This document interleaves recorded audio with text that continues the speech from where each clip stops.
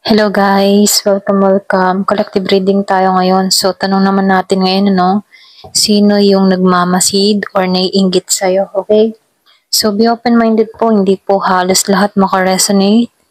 Thank you nga po pala sa mga nagsusubscribe, sa mga bumabalik. Maraming salamat. Give me the message. Sino yung nagmamasid or naiinggit sa'yo? Ano yung mga katangian? Kilala mo ba to? Give me the message. Sino yung nagmamasid or naiinggit sa'yo?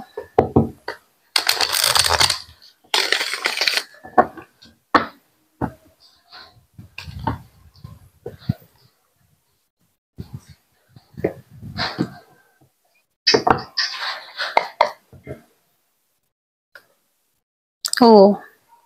Lumabas. Nagkaroon kayo ng away ng tao na to. Or pwede rin may competition sa inyong dalawa. Pwedeng sabihin nagmamataasan or pwede rin nakikipagkompetensya siya kahit ikaw hindi naman, okay? Meron akong nakikita dito, no? Merong Aries, Leo, Sagittarius. Meron ding Gemini, Aquarius, and Libra. So, malakas yung fire sign.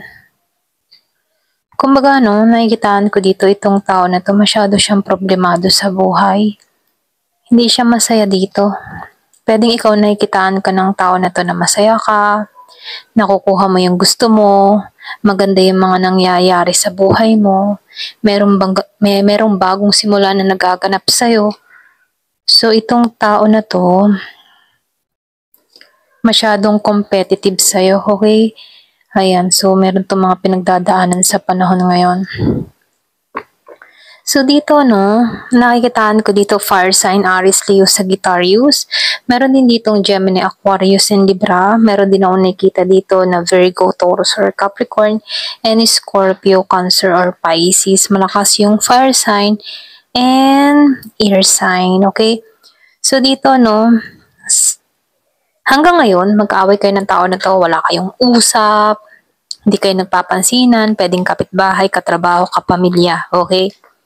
So dito, nakikitaan ko dito, nag-start to sa alitan or pwede rin sabihin na pwedeng merong nangyayari sa'yo, may mga magagandang nagaganap sa'yo na kung saan kinainis ng tao na to.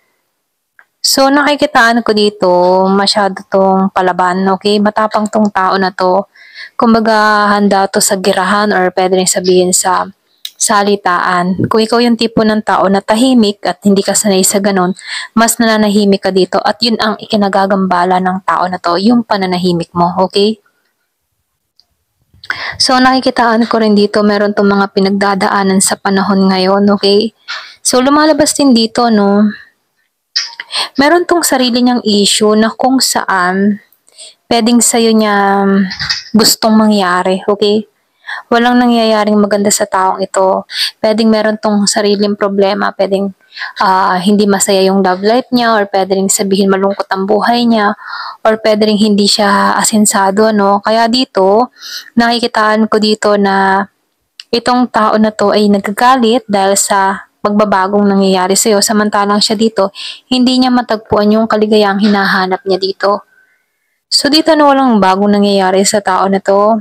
Kumbaga hindi niya makita yung liwanag, pwede rin sabihin namumuo sa kanya yung galit, pride, at ego, okay? So hindi siya masaya sa kinalalagyan niya ngayon kung kilala mo to, Siya yung tipo ng tao na pwedeng maiinitin ng ulo or pwede rin masakit manalita. So, lumalabas din dito, marami tong mga kinakaharap na responsibilidad or marami siyang dinadalang pasanin, Kung ikaw yung tipo ng tao na maalwan, kahit may mga problema dumarating sa buhay mo, masaya ka pa rin, nakangiti ka pa rin. Isa ito sa mga kinaiinisan niya sa'yo, okay? Pwedeng kapitbahay. Ito lang nakikita ko dito. Pwede rin katrabaho yung iba sa inyo. Ito lang nakikita ko din yan, So, lumalabas dito, sa panahon ngayon, hindi siya balance dito, hindi niya matagpuan yung pag-angat. Merong mga nangyayari sa kanya dito, kumbaga mailap din ang pera sa taong ito. Wala pa kayong usap na nangyayari, wala kang pakipagkasundo or pwede rin sabihin, yung bang tipo na nanahimik ka, umalis ka dito sa tao na to, hindi mo na lang siya pinagtuunan ng pansin, ganun yung energy, hindi ka nakipagbakbakan dito, bagkus mas lalo kang tumahimik, kaya lalo tong naiinis dito. So, lumalabas din dito, no? Yung iba sa inyo, inalisan mo to, pwedeng naglipat ka ng lugar or pwedeng sabihin na kung sa trabaho, lumipat ka ng trabaho or kung kapitbahay naman, lumipat ka ng lugar. So, nafe-feel ko dito merong movement, merong pag-alis or pwede rin ikaw na lang yung kusang umiwas sa taong ito. Ito lang nakikita ko, no? Kumbaga, meron din ako nakikitang travel. Merong umalis talaga. Bago tumungo sa'yo, no, kailangan nitong mag-travel. Pero kahit malayo ka, inaalam pa rin ng tao na to kung anong nangyayari sa'yo. Ayan, ito na yung nafe-feel ko. O pwede rin naman, yung iba sa inyo, may kaugnayan sa'yo, pwedeng past person mo, or pwede rin sabihin na kakilala lang, okay? So, lumalabas dito, no, hindi, pwedeng yung iba sa inyo may utang to sa'yo, na kung saan, dito nagmula, okay? Kasi nakikitaan ko dito, meron ditong nag-iintay ng pera na kung saan hindi pa rin inaabot yung pera. Ganun, okay? Ito na yung na-feel ko. So, stress tong tao na to. So, dito, itong tao na to, madalas to hindi makatulog, balisa. Kumbaga, paranoid, ganun. Sari-sari na yung mga naiisip ng tao na to. Ayan, pwede meron tong mga pagkakasala, kaya dito, pwedeng binabalikan ng gawa niya. Okay, kung meron tong mga ginawa sa yung hindi magaganda. So, may balik na nangyayari sa tao na to, kaya dito paranoid siya. Hindi makatulog, laging balisa, hindi niya maintindihan kung ano yung mga dapat gawin dito. Okay? So, lumalabas din dito, no? Madasalin kang tao. Hindi na ito kaya ikaw kasi masyado kang mapagdasal or pwede rin sabihin pinagpapasadyos mo na lang tong tao na to.